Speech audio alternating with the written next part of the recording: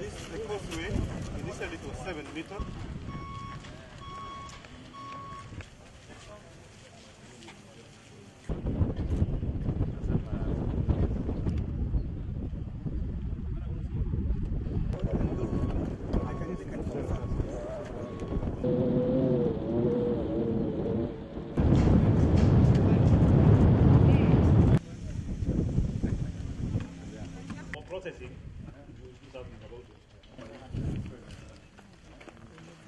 Mama akisema jambo lake anafanya hapo hapo, si mtu ambaye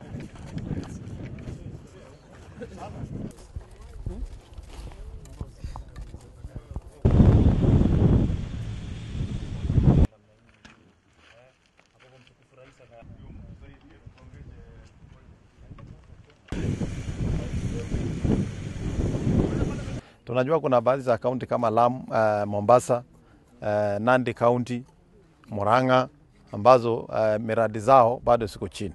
Na sisi kama kamati tunataka kuambia ule contractor ako huko na serikali ya county, kabla tuwaite mje mbele ya kamati ya Senate, tafadhali hizo miradi ni za kufaidi wananchi wa sehemu hizo, na ni muhimu sana wale wamepewa nafasi kuhakikisha hizo projects zinaendelea, wahakikishe zinasonga mbele kwa kasi ili faida iliyonuiwa kwa wananchi iweze kupatikana.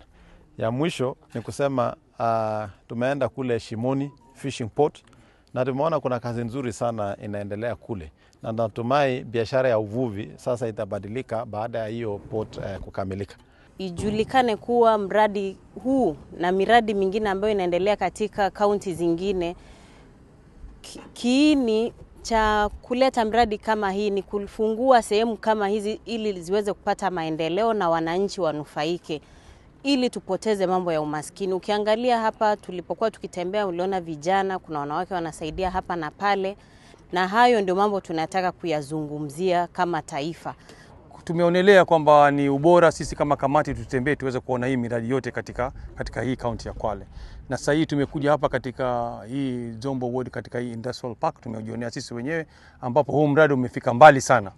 Na tumejionea sisi wenyewe kwamba contractor pia amefanya kazi nzuri.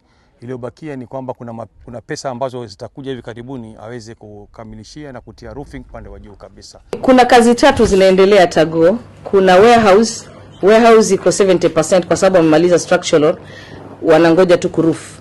Ingine ambao wanaendelea nayo ni aggregation house na cold storage, hiyo nayo wako 30%. Alafu kuna boundary wall ambao pia wanaendelea, hiyo iko 35%.